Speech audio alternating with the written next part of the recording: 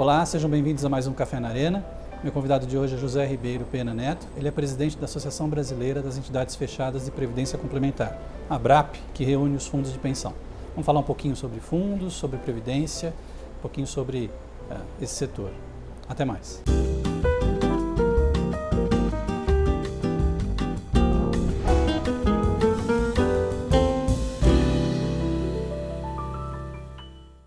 José Ribeiro, muito prazer em tê-lo aí no Café da Arena. Prazer é nosso de estar aqui e bater um papo sobre previdência complementar. Eu queria perguntar para você, primeiramente, a questão do resultado dos fundos de pensão no ano passado. Foi um ano ruim, né? Teve um déficit elevado. O que aconteceu? Parece que foram mais de 70 bilhões de déficit, né? Foi um resultado realmente deficitário. No terceiro ano ruim para os fundos de pensão. Nós chegamos a quase 77 bilhões de déficit, isto é, os planos que estão em déficit acumularam 77 bilhões de déficit.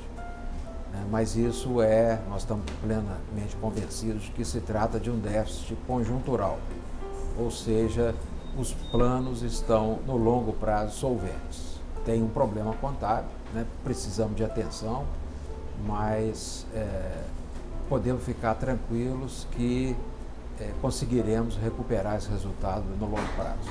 O que acontece? O que criou esse déficit? Foram aplicações mal feitas ou coisa de mercado mesmo? Quer dizer, a condição ruim de mercado? O resultado dos fundos de pensão ele é basicamente causado do lado dos ativos, dos investimentos, pelo produto da gestão, e pelo produto do mercado. Onde o dinheiro está aplicado, né? Quer dizer, eles pegam dinheiro dos contribuintes e aplicam, né, no mercado financeiro. Nós recolhemos dinheiro dos participantes e das patrocinadoras dos planos e aplicamos no mercado. O mercado não é diferente para os fundos de pensão, é o mesmo mercado que os investidores brasileiros enfrentam. Então tivemos alguma dificuldade, a Bolsa Brasileira tem muito tempo que não tem boa rentabilidade.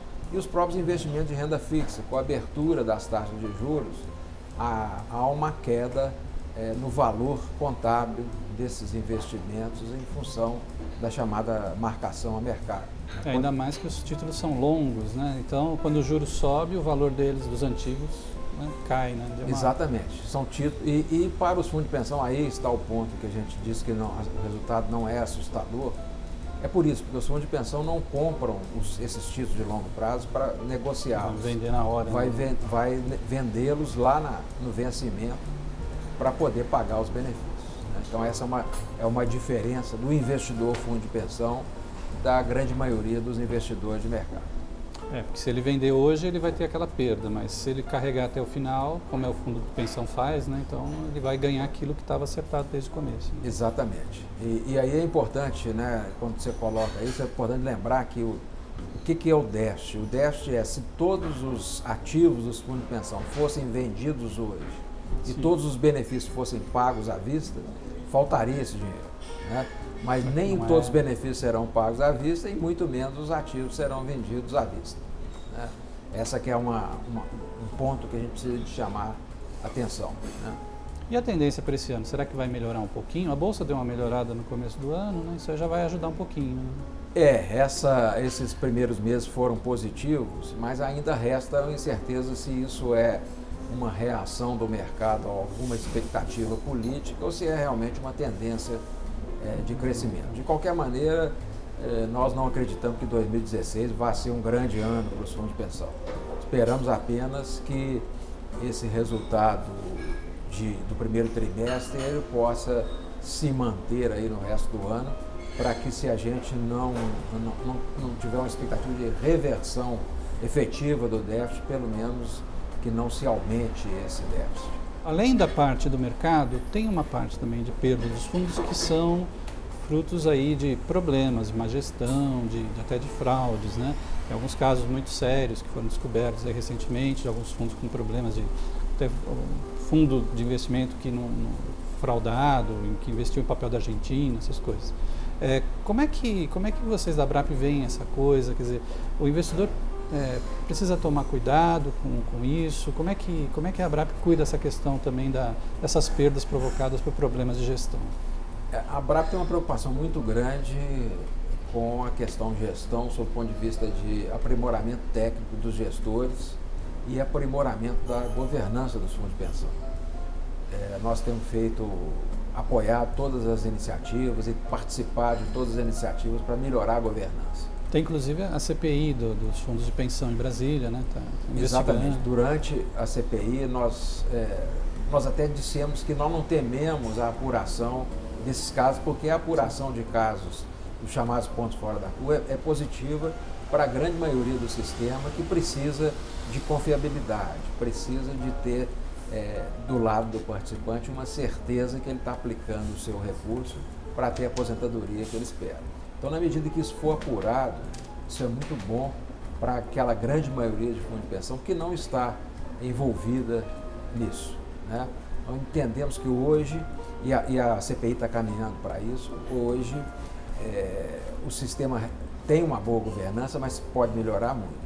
E, como eu estava dizendo, a CPI está caminhando para propor algumas alterações de legislação que eu acho que vão reforçar essa governança, e nós estamos nos envolvendo nisso, criando internamente na ABRAP um programa de autorregulação que vai começar agindo na área de investimentos, que é a área mais sensível dos fundos de pensão. Em geral, qual que seria quais seriam as medidas principais para evitar esse tipo de coisa? É uma estrutura que não concentra a decisão numa pessoa só, evitar, criar conselhos, como é que é isso? Nós entendemos que precisamos de reforçar as instâncias técnicas, né? Chamados comitês de investimento, essa inclusive é uma proposta da CPI, de ter obrigatoriamente na estrutura de governança da entidade o comitê de investimento com um papel preponderante para até mesmo vetar investimentos, né? Não só de avaliar, de recomendar, mas naqueles casos em que ele enxergar um perigo, ele possa fazer um veto a esse investimento. Então, essa é uma vertente que a gente acha que precisa ser reforçada, e também as vertentes de controle, né? De auditorias internas e das várias instâncias de controle que os fundos de pensão precisam ter. Mas a gente complementa isso, quer dizer, em todo esse arcabouço, é fundamental a participação, desculpe o pleonasmo, do participante, né? O participante é o principal interessado no bom resultado dos fundos de pensão. Então, eu costumo dizer que o melhor fiscal que o fundo de pensão pode ter é o participante ativo, né? O participante que está ali acompanhando e elegendo pessoas, porque ele, pela legislação, ele elege seus representantes na gestão, elegendo pessoas que estejam preparadas para exercer esse papel. Isso é fundamental, né? Em alguns desses casos aí, extremos que nós tivemos, eu acho que houve uma omissão dos representantes, dos participantes nos órgãos diretivos das entidades. O fato também de muitos desses fundos com problemas serem fundos ligados a estatais ou governos, isso exige alguma preocupação maior com esse tipo de governança também, com a escolha dos dirigentes? Isso aí também é uma preocupação da ABRAP? Essa é uma preocupação, inclusive nós reforçamos, né, nesse trabalho junto ao Congresso Nacional, não só junto à CPI, essa necessidade de aprimoramento da governança dos fundos ligados a empresas estatais. Nós temos uma legislação hoje específica, uma lei específica para tratar desses fundos. Nós temos uma lei geral que trata de todos e uma lei específica que trata apenas dos fundos ligados a governo, seja federal, estadual ou municipal, né?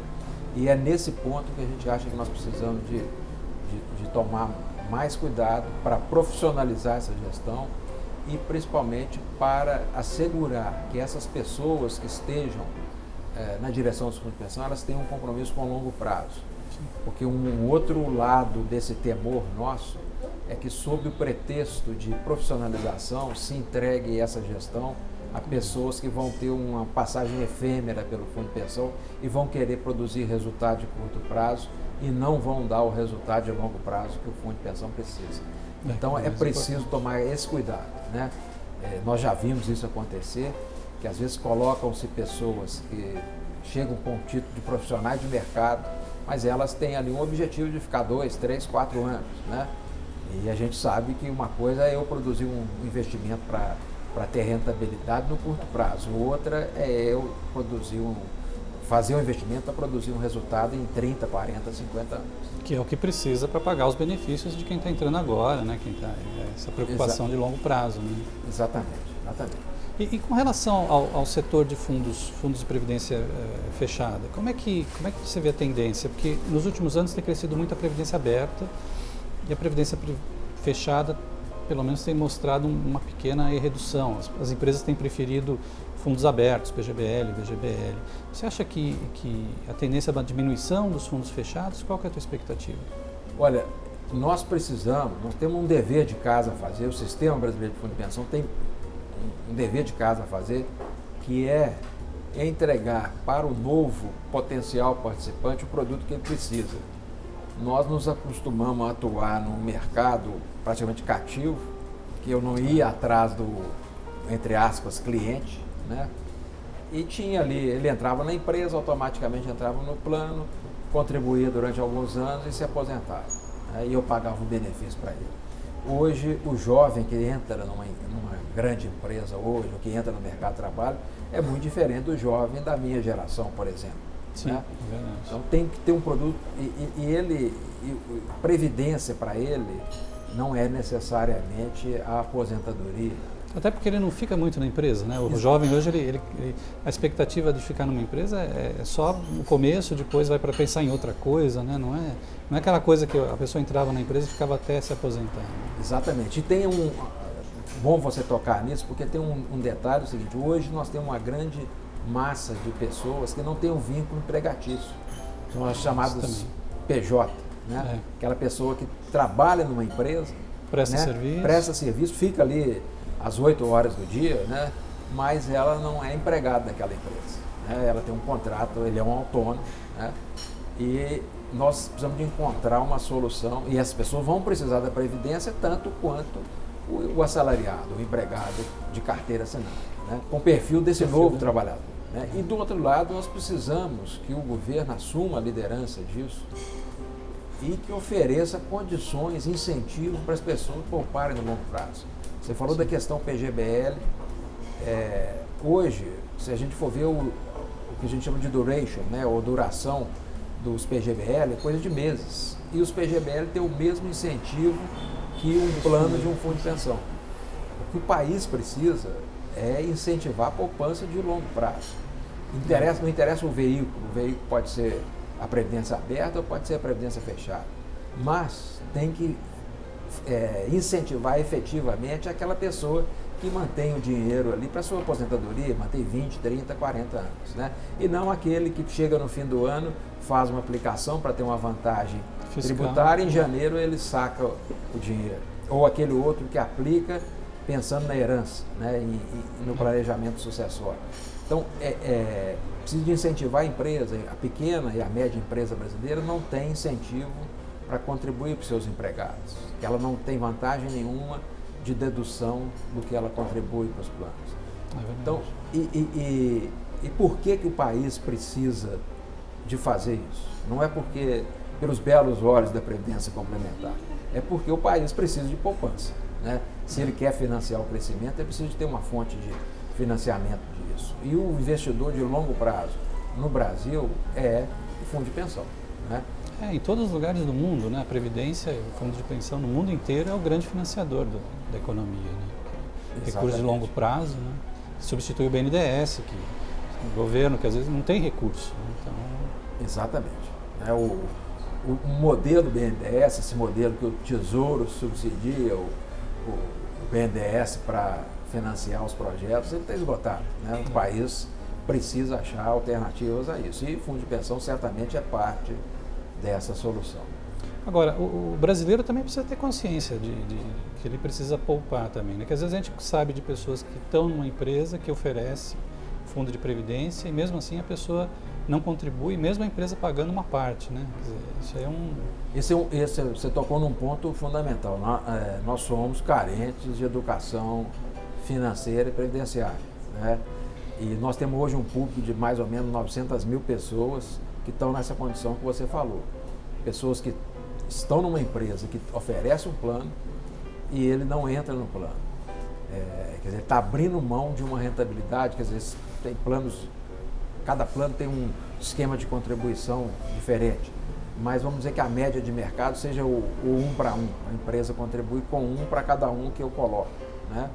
Eu estou abrindo mão de um investimento que me dá uma rentabilidade de 100% na veia, né? No ato da aplicação. Não existe isso, né? E vou ficar velho um dia, quer dizer, eu não, eu que eu já estou, né? Mas esse jovem que nós estamos falando dele, vai ficar velho um dia, ele vai precisar desse dinheiro, né? E perdeu a chance de ter esse sócio que ajuda ele a fazer essa poupança. Então esse é um ponto que nós precisamos de investir, né? E aí eu digo que nós, Previdência Complementar, para o nosso público fechado e o país como um todo, num esforço grande de educação financeira dos cidadãos. José Ribeiro, muito obrigado pela entrevista. Eu que agradeço.